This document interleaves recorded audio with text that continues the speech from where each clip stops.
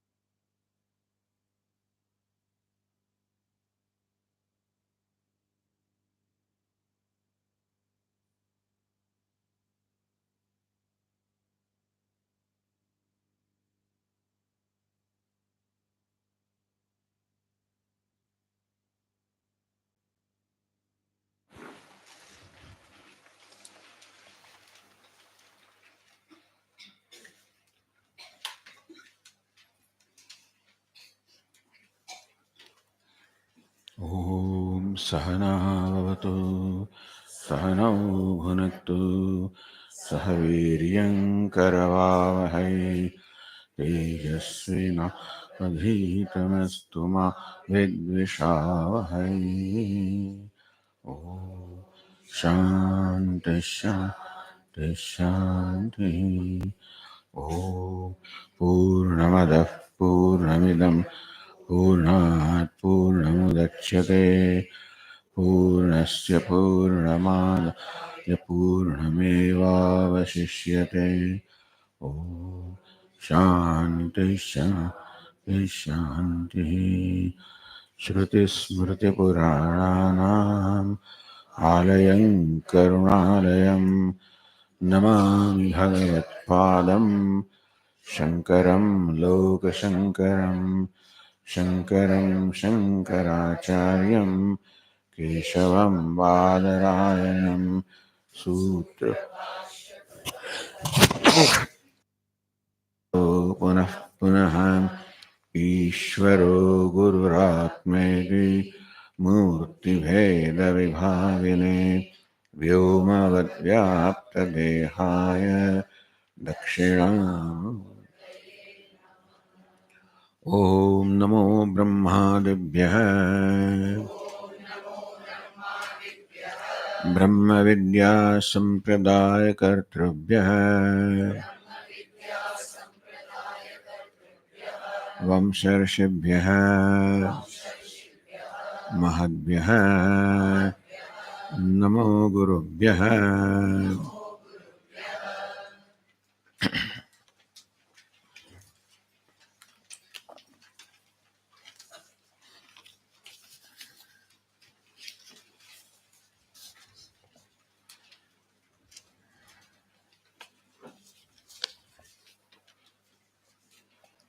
Describing the state of deep sleep, which we said serve as an example for moksha.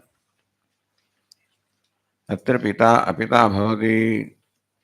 In this state, the father becomes non-father because father is the one who has this identity about oneself with reference to his son or daughter. He thinks he is father. With reference to upadhi, he thinks he is father. In the deep sleep state, there is no awareness of even this upadhi, let alone awareness of anybody other than himself. Therefore, this relationship like father, which requires two people, the two is not there in deep sleep because everything is resolved into one ignorance, and therefore that will be described here. No distinction between one and the other. Therefore, those distinctions which enable this person or which require this person to identify himself as father and so on as son or daughter, that is not there, and therefore this person who thought he is father in the waking state or even the dream state also, now no more thinks that he is father. Meaning one who thought he is father is no more father in deep sleep state. The one who thought she is mother is no more mother in the deep sleep state.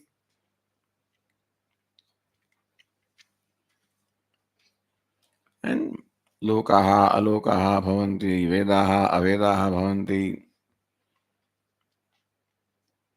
Even a criminal becomes non-criminal. A outcast becomes non-outcast. A sannyasi or a wandering monk becomes no wandering monk. Meaning that there is no identity at all because identity requires the body, awareness of the body or awareness of my personality. That not being there in a deep sleep state, there is no identity left there. That means that in the waking state, when one calls oneself father, it is disposable, meaning it is It is something that can be dropped. See, what can be dropped cannot be one's nature. One's nature can never be dropped. It can never be let go. Just as fire can never let go of heat, or sun can never let go of brightness because their inherent nature. That means that whatever I can let go is not my nature. So even when I call myself father in a waking state, it is a kind of superimposition upon me with reference to what I call son or daughter. And so that is the identity I have superimposed upon myself.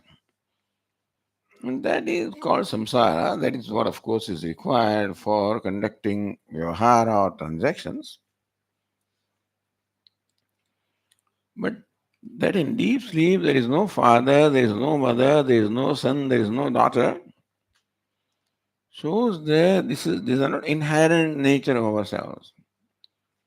If father was my inherent nature, like heat is for fire, I could never be let go of that father.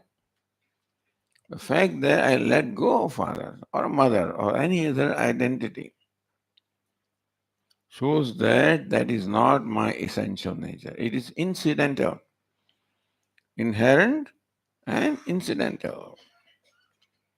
That I am the self, Asti Bhati Priyam, is inherent in me.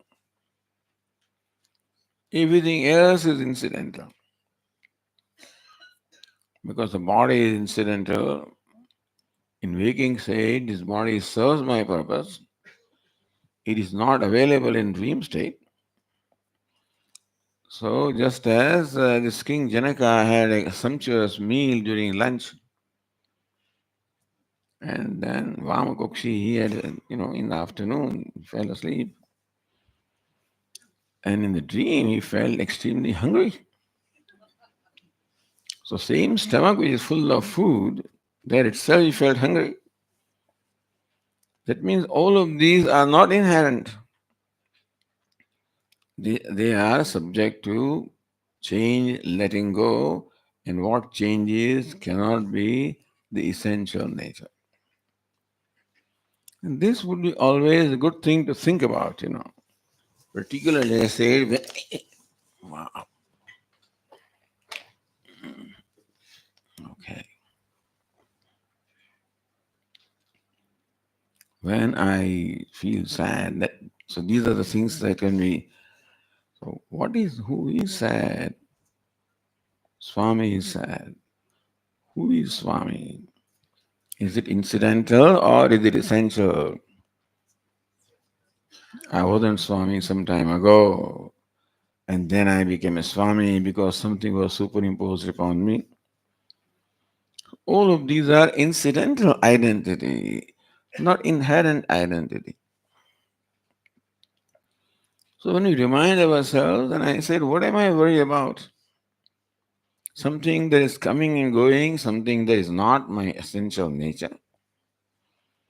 So this deep sleep state illustrates what is not my essential nature, because all of that he is just let go. And that is why there is bliss in the state of deep sleep. Each of these identity is a problem. You said father means a problem because he thinks of his son and who is such and such as we discussed yesterday. Mother means a problem because then she has a son or daughter or daughter-in-law or whatever, and so each of the identity is makes me limited being, and first of all, being limited itself is the problem. On the top of that, all these vyavaharic problems are also added. So all of these I have superimposed upon myself, and that all goes away in the deep sleep state. I just let them go. So Pita, that is the reason why there is bliss, because this Pita is an example. He can never be a happy person. He may be happy now and then.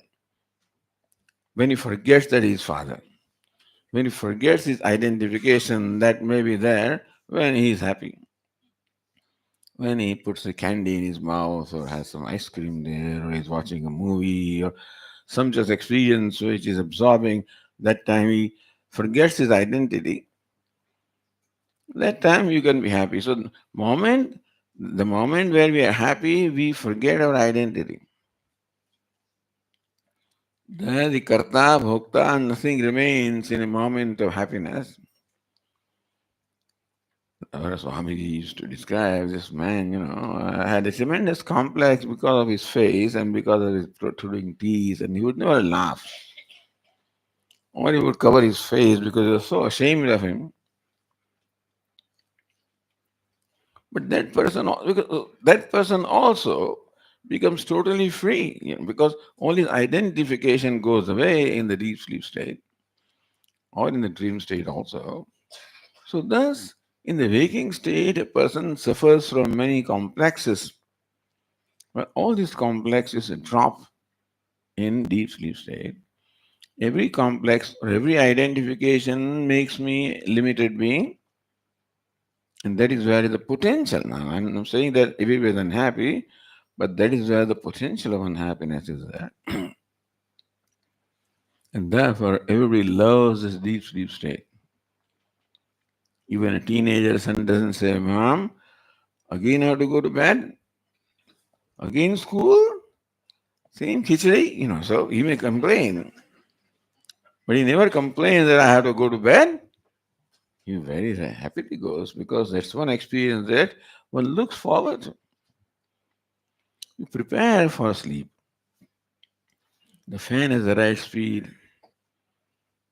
The my bed is very well made, properly made, and then whatever it is that I'm covering myself with, everything is as it should be because I'm looking forward to a very pleasant experience. Not only that, but I'm very reluctant to give up that experience. In the morning, when the alarm clock rings, I just shut it off. It is the most hated thing, this alarm clock, which just wakes me up and compels me to give up that very pleasant experience. That shows that the sleep is something that one looks forward to. And that is because I become free from all these identities. And therefore, I'm happy because then I'm with myself. I don't have to be, anytime I'm happy, that to whatever extent the identity goes away, to that extent I'm free.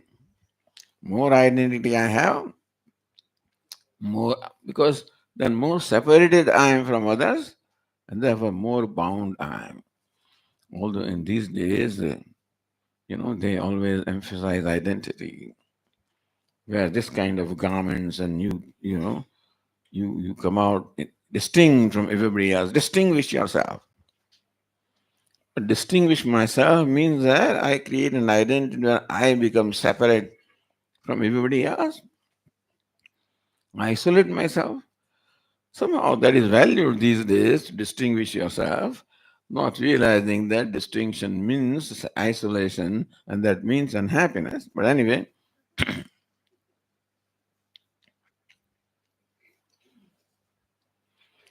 ananvagadam punyena, ananvagadam papena.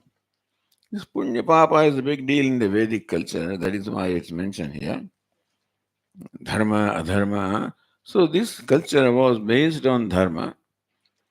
Every culture is, but still the emphasis given in Vedic culture to dharma or virtuous action is a very important thing that distinguishes it perhaps from other cultures. Like Christianity would talk about love and service, and Islam would talk about brotherhood and things.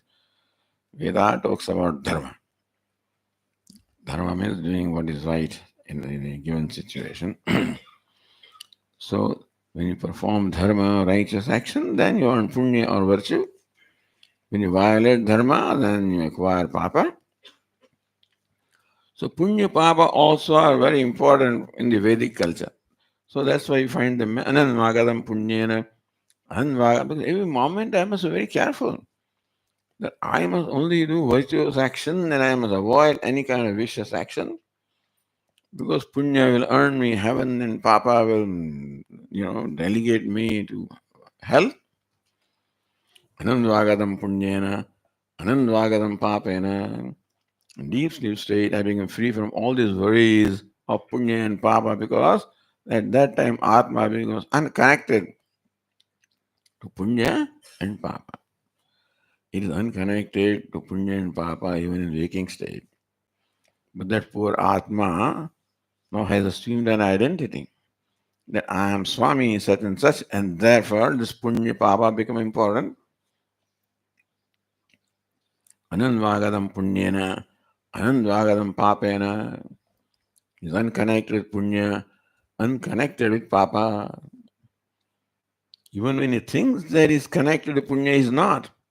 But then he thinks because he looks upon himself as an individual, therefore he gets connected to punya, papa, virtue and vice. Tirno hui tada sarvan shokan hridasya bhavati. And he becomes free from all the shoka, the grief, which are in this mind. Hridaya means mind. All the shoka, the grief which is there in the mind, he becomes free because he becomes free from the identification of the mind also. Now continuing with the verse number 23, isn't it?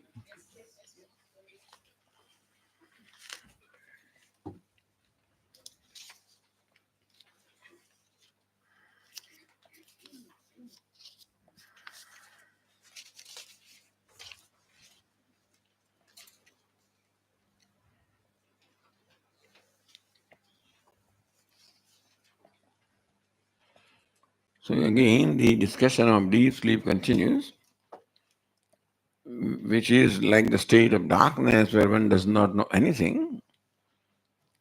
Does it mean that there is no consciousness in deep sleep state?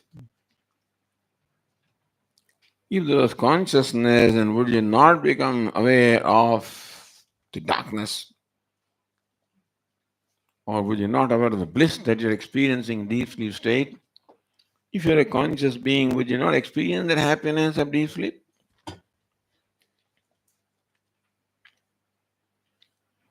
In deep sleep state, we are not conscious of anything. That means there is no consciousness in deep sleep state. Is it not so? Otherwise, you would know that a thief is coming, something is happening, something is making sound, etc. You become unaware of everything in deep sleep state. That means there is no consciousness. Is it not so? No, there is consciousness. When you're sleeping, do you know that a thief has come?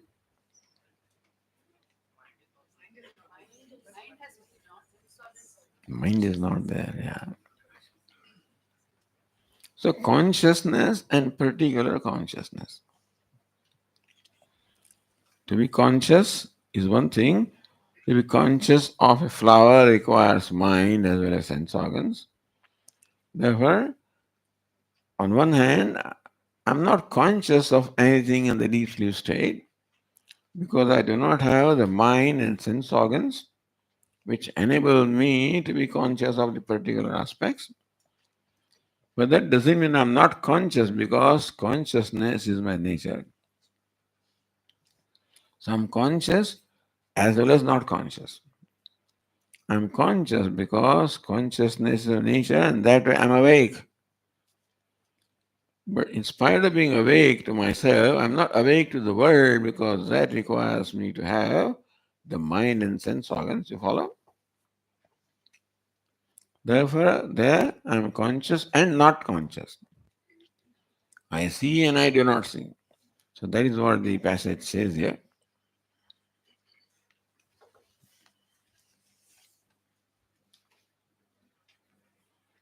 Passage number 23. Yadvai tanna pashyate, pashyan vai tanna pashyate, nahi drashtuhu, drashtehe, vipelopo vidyate, avinashitvat, न तु तद्वितीयमस्ति तत अन्यद् विभक्तम् यत् पश्येत्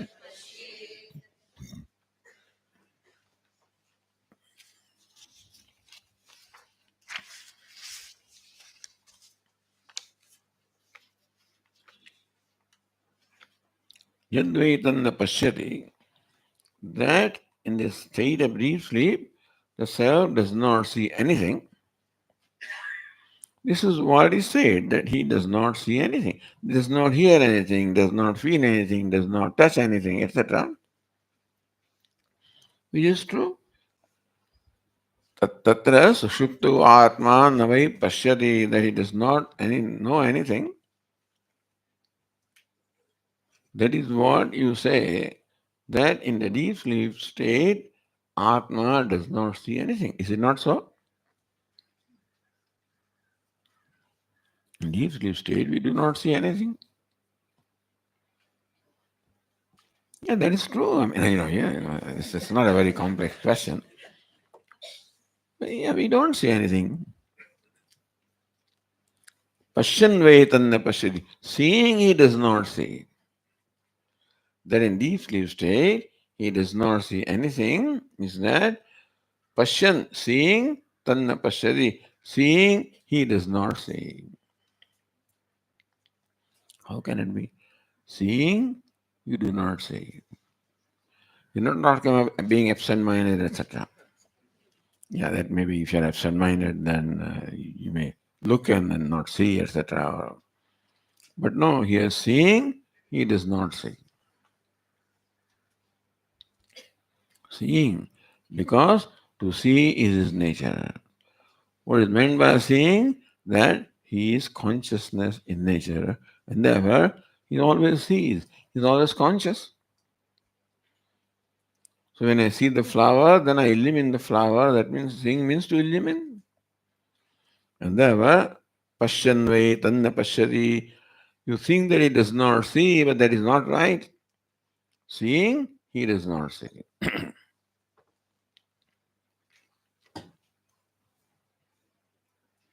So why is it so Pashyan vai tanna pashyati? By the way, these are all very famous statements of the Upanishad, which are often quoted by Bhashyakara in different places. Because number one, Pashyan, he always sees. It cannot be that Atma does not see. Why? Because to see is nature. It cannot be the sun does not shine, because to shine is the nature of sun. It cannot be the fire is not hot, because to be hot is the nature of fire. So also to see is the nature of Atma. Therefore, it cannot be that Atma does not see. And see does not see. Meaning that he sees in general but does not see anything in particular. To see means I'm conscious. Atma always sees, meaning that Atma is always conscious, because consciousness is the nature of Atma. It cannot be that Atma is not conscious. So that is what we call the general seeing. But then there is this particular seeing, seeing the flower. To see a flower, not only do I require the consciousness that Atma or I am, but I also require a mind, I also require a sense organ, in this case eyes, then only particular seeing can take place. What is general seeing? That I'm conscious. Particular seeing, that I see through the mind and sense organs. Yadvai tanna pashyati. That it is generally thought that in deep sleep state, Atma does not see anything. That is what is generally thought. Pashyan vai tanna pashyati. Understand that Pashyan, while seeing, tanna pashyati, while seeing, he does not see. Pashyan means seeing. One who is seeing. Is present participle. So, Pashyan, as the nominative singular of Pashyat. So, one while seeing, na pashyati, he does not see. while seeing, because to see or consciousness is his nature. So this seeing of the flower involves two kinds of seeing. One is the eyes illumine the flower. But what illumines the eyes? The mind. What illumines the mind? The self or consciousness. So consciousness always shines because to be conscious or to shine is the nature of Atma. It cannot be that Atma does not shine, that there is no consciousness in Atma, that sun does not shine, it cannot be so also. It cannot be that Atma itself doesn't shine. Therefore, it is always awake. In that sense, it always sees me illumines. He always illumines. At the same time, it does not see. In deep sleep state, it does not see, meaning that the particular seeing is not there because to see a particular object like flower requires sense organs and mind. In deep sleep state, the sense organs are not functioning, the mind is not functioning. They all merge into ignorance, into their cause, which is ignorance. After all of these is emerged from ignorance. Vedanta explains that the whole universe is a product of ignorance. How is it so? There is no need for any creation really. Creation has arisen from my need. That there is a desire in me that I want something, I want to experience something. That basic desire is there in me. And what does that show? Who is it that wants to be happy? Who is it that wants to experience? Who is it that has a desire? The self that is always fulfilled. Akamaha, atmakamaha. So his atma, whose kamana, the self itself fulfills apta kamaha. All his desires are fulfilled. Atma kama, because all objects of desire are in his own self. The self is one. Consciousness is one. Consciousness that I am is not different from the consciousness that you are, because in consciousness there is uh, no visheshanam, meaning that there is no specifics. For example, the space that is in this part, and this is one part, but the space in the room, for example, the two spaces are not different. No, but Swamiji's space in the pot is limited.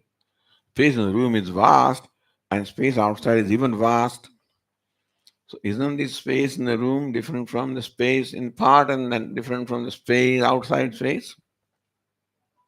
No. Everybody knows. Because space has no shape, no boundary.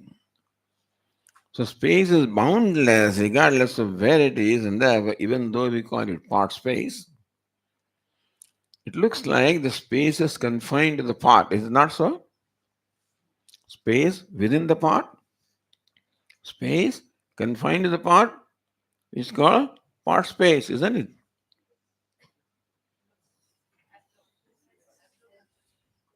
Everybody says no because I think when Swami is asking question, that must be so. You're right. There is no such thing as part. There is part and there is space, but no part space. What is part space? Space confined to part. Space circumscribed by part. Is not the space confined to part? Isn't the space within the part which is confined in the part? Yeah. Tell me, is the space within the part or is the part within the space?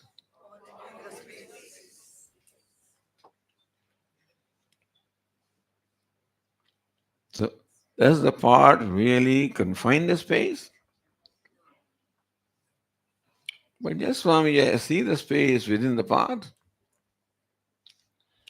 So, part has the ability to create that Brahma or delusion in us that space is within the part.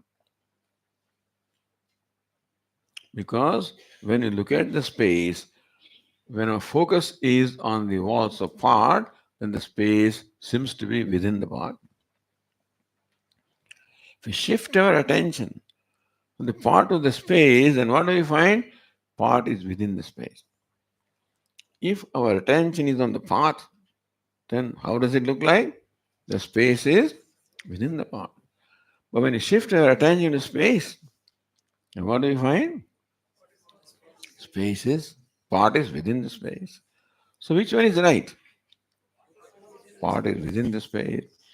That the space is within the part is a Brahma, which can be translated as illusion or false knowledge created by part. This part has the ability to create in us a delusion, and the space is confined to the part. Similarly, also, this body has a capability of creating an illusion or Brahma that consciousness is within the body. Is not so? Where is consciousness? Here. Where is Atma? Here. So his body has the ability to create in us this Brahma or delusion that the consciousness or Atma is within the body, whereas just as in space, there is no within and without. Although we think space is within the part, but when you look at the space, then we find part is within the space. Therefore, in space there is no within and without. Part just creates in us this notion of within and without. If the part is not there, we look at the space, there is no within and without. When I hold the part in my hand, then it creates a notion that there is space within the part and space outside the part. Isn't that right? Space within the part and space outside the part. This body creates a notion that there is consciousness, Atma within and not without. But if you look at this from the standpoint of space, it is a part which is within. So from standpoint of consciousness, it is not that consciousness is within the body, it is a body that is within the consciousness. Is it not so? Think about it. So therefore, this this person, that is the reason why the idea of within and without goes away at some point because it is incidental. The partness in the space is incidental, therefore, when the part breaks, the partness goes away. Or when you can do the viveka or discrimination between the part and space, then you don't have to break the part to recognize that there's no partness in space. We just have to look at the part from the standpoint of space and we realize that the part is within the space. The part has a knack of creating in us the notion of a part space. And we live our lives that way. The body has this knack of creating in us the notion that the self or consciousness is within the body. It's only up to the tip of my nose or tip of my body. And it's not outside there. Whereas what the fact is that consciousness has no dimension, no boundary. It's always boundless, dimensionless, and therefore infinite, boundless. So in deep sleep state, this kind of distinction doesn't remain. That is why that experience is important. In deep sleep state, this identification of the body is not there. Therefore, I do not feel a sense of confinement when I am deep sleep. The deep sleep in which I am is no different from deep sleep in which you are. Therefore, there is no distinction of I and you when I am asleep. All the distinctions are the result. It is understand the distinction creates in me a sense of limitedness. The distinction that I am different from you, that I am confined to this boundary creates in me a sense of limitedness.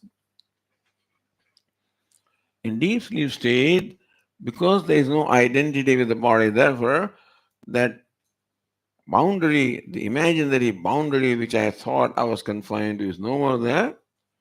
Therefore, there is no sense of boundary or boundness by, in the deep sleep state. Therefore, there's total freedom, which is my nature. Poor space thinks that I'm confined to the part and suffers. The example is not my thinking that this is part space. Real example is what? The space thinks that I am within the part. You follow? Although we always say, this is space within part. But real example should be what? The space thinks that I am confined to part. If I think that the space is confined to part, it's not a problem. But when space thinks that I am confined to part, then space, whose nature is boundlessness, thinks that I am confined. That is when the shoka or the grief is created. The space also will be grieving when it concludes that I am so small, so little, and therefore different from other part space and different from this space, and so much duality and divisions are there that they exclude me, etc., etc. All complexes will be there. Moment the space feels that I am confined to the part. And so you and I think that we are confined to this part that is this body. That I am different, you are different, and then all these differences, distinctions, confinements, exclusions, etc., they all happen. And that is only cause of shoka or grief in our mind. There is no other reason for unhappiness in our life. No, Swamiji, I did not pass the exam. That also doesn't matter. I lost money in my business. Even that would not matter. Nothing would matter. If I was all right within myself, if there was a self acceptance, self satisfaction, then I would be satisfied with everything. If I am satisfied with myself, then I will have no difficulty in being satisfied with everything. That's what the difference is with a wise person. Atmaneva, Atmanatushtaha. He is satisfied or content with himself by himself. Therefore, it doesn't matter. The subsequent description says, Dukkeshu anudvignamanaha. So when he confronts a situation which would make normally a person unhappy, he's not unhappy. Sukeshu vigitaspriyaha. When ordinary person comes across happiness, he wants more of that, not with the wise person. Because his estimate of himself has changed. As long as the estimate of space is there, I'm confined to part, then all kinds of, if there is a smaller part, it feels great. Bigger part, feels small. So poor space will suffer. It will never be, that cannot be steadiness in the mind of the space because it depends on what it confronts. Depends on who I come in contact with. Accordingly, my mind thinks, and therefore I can never be at peace or never be at rest as long as there is a comparison. All of that is because the space is thought to be confined to the part, or the self is thought to be confined in its body, and therefore there is identification body. All that, thank God, goes away in deep sleep state. The deep sleep state provides us a basis for truly contemplating upon true nature, because that is a state when I am, by God's grace, otherwise I won't let go anything. I will not let go my identity. These days, identity is the most important. And maybe there is a reason, for you to survive in this universe world, you must have an identity and you must assert yourself, etc.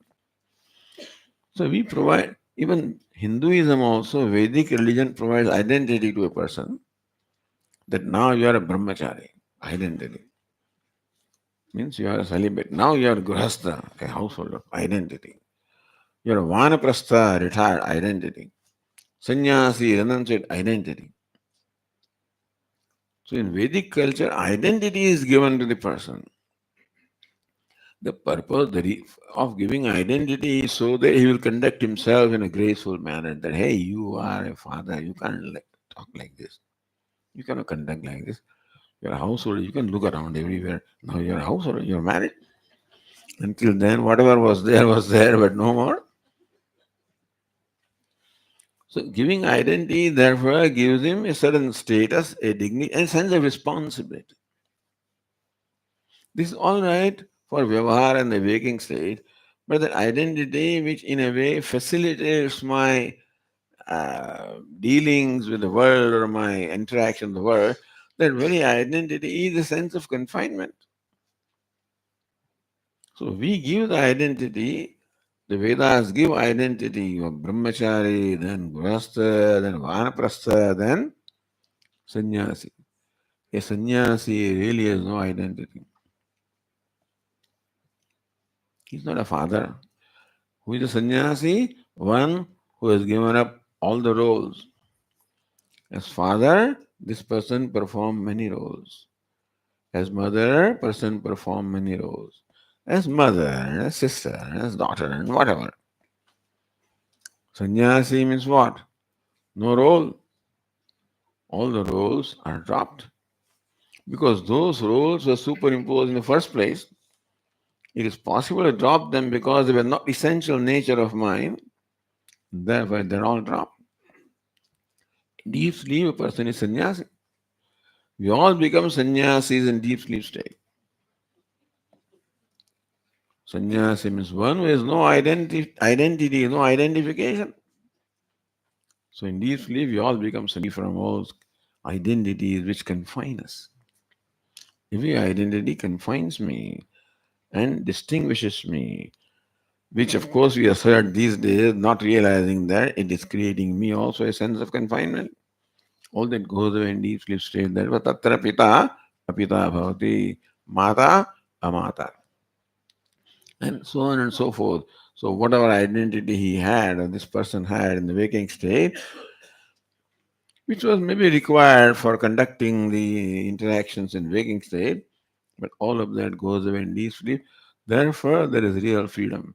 Identity means the boundary, means the confinement, means the bondage. All that goes away in deep sleep state. Therefore,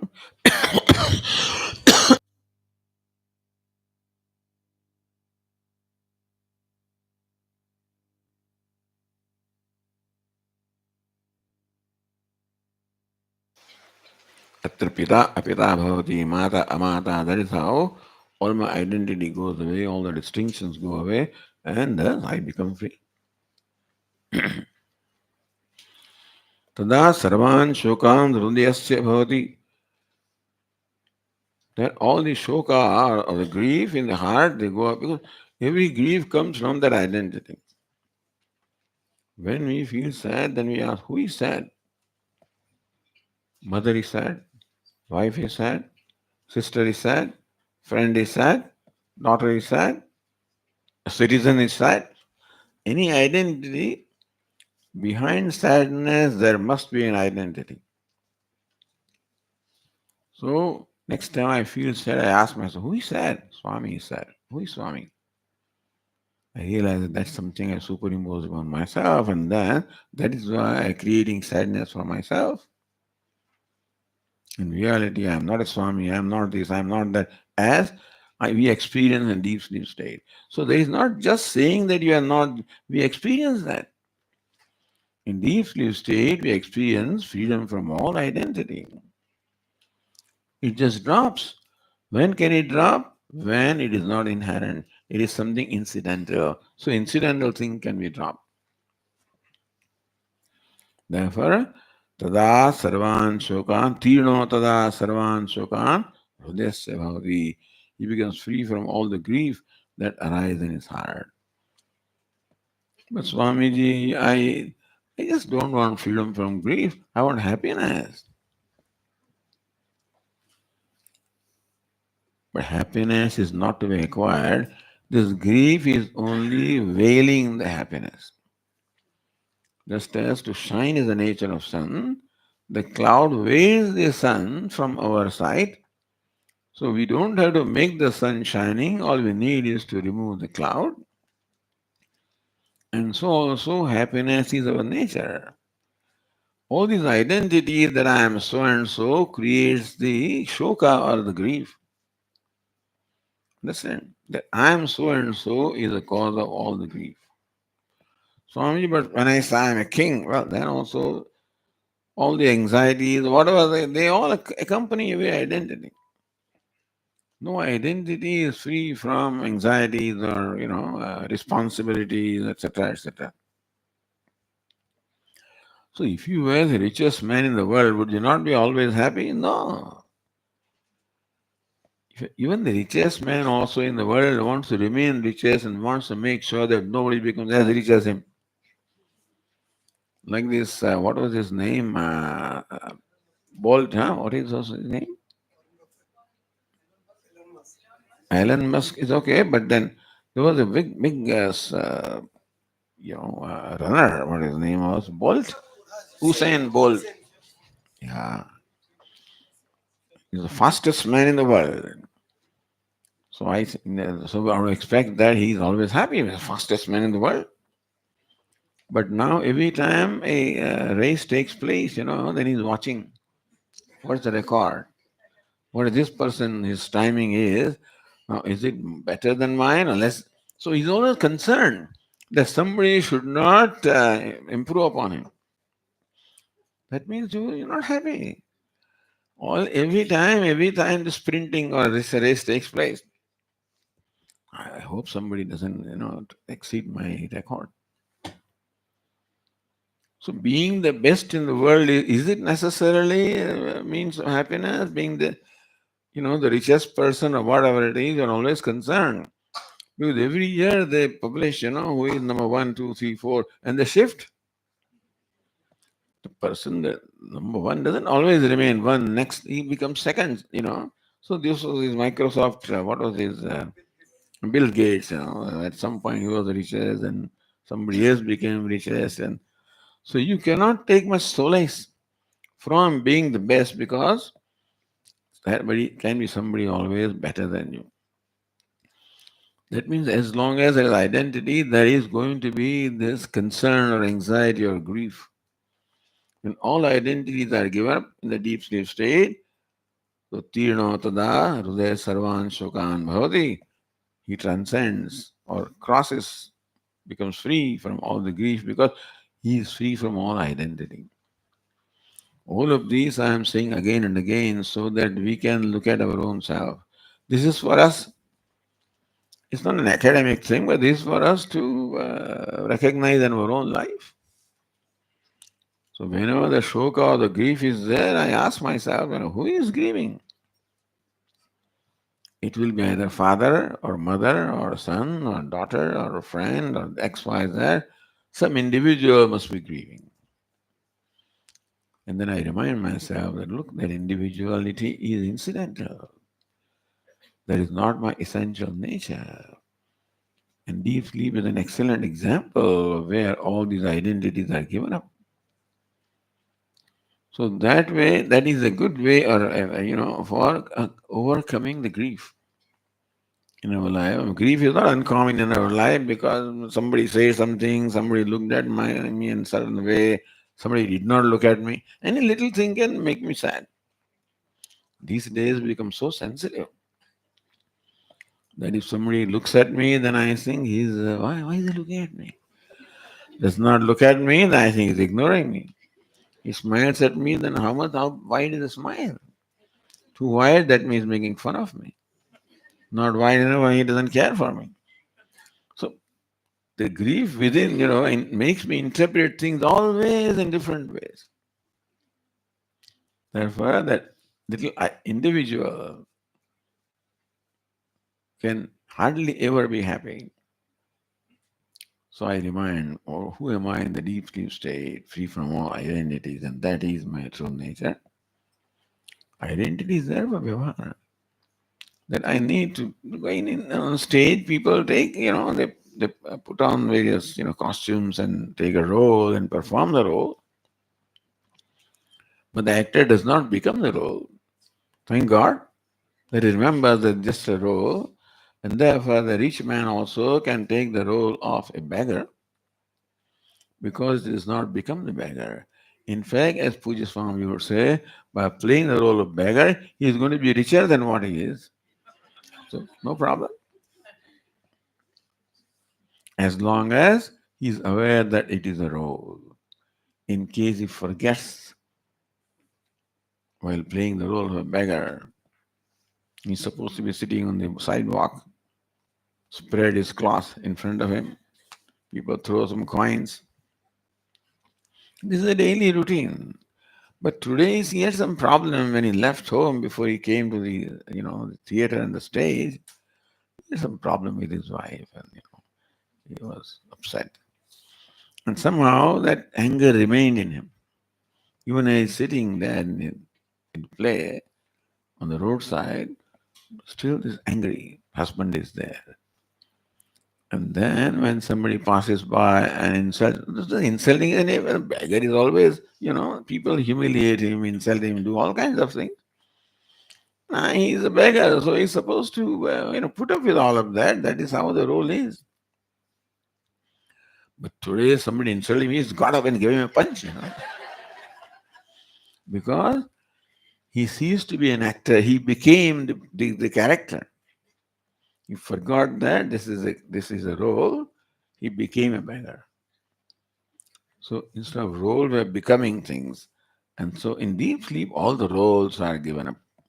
And that is why every role has its own, problems, and but we can't do otherwise. We have to play the roles and learn how to play the roles without becoming sad, becoming unhappy. That's the sort of the challenge that is given to us. But all the grief in the deep sleep state, all the grief that resides in the heart, it goes away. Yadvai tanna pashyati.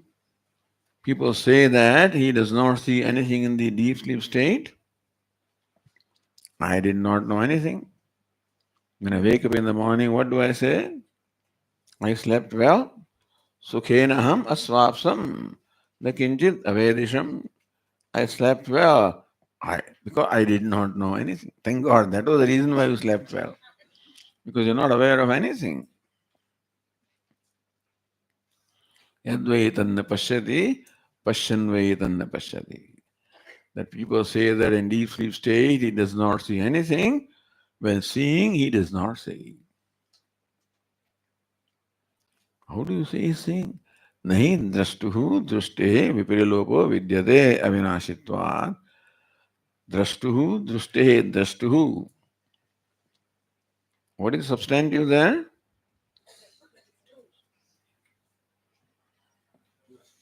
Just true. And what's the case? Drashtuhu?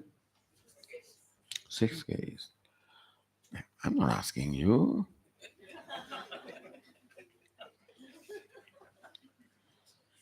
See, she is, depriving of all my pleasure. I enjoy when people cannot answer, and there is on their face. Nahi drashtuhu drushte. Which case is that? Which is that? Sixth case. Oh, what's the substantive? Drishti. Drashtuhu also sixth case. Drishte also sixth case. Drashta is a nominative. Here drishti is a nominative. So drashtuhu drushte. Drashtuhu of the seer. Drushte of the seeing. The seeing of the seer. Vipirilopo anavidyate. The seeing of the seer never suffers a cessation. The seeing of the seer never suffers cessation, avinashitvat, because their seeing is avinashi, is indestructible. So we'll continue our discussion on this passage tomorrow. Om Purnamada Purnamidam Purnat Purnamudachyate Purnasya Purnamadaya Purnameva Vasishyate.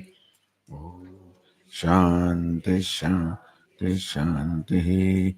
Shankaram Shankaracharyam Keshavam Badarayanam Sutrabhashyakrtau Vande Bhagavantau Punah Punah. Ishvaro Gururatmeri Navibhagine Vyomavadvyapta Dehaya Dakshinamurtaye Namaha. Om Shanti Shanti Shanti. Hari Om. Shri Gurubhyo Namaha. Hari Om. So this evening, our Swami Parapragnananji will conduct the satsang. So whatever questions you will ask, please direct them to her.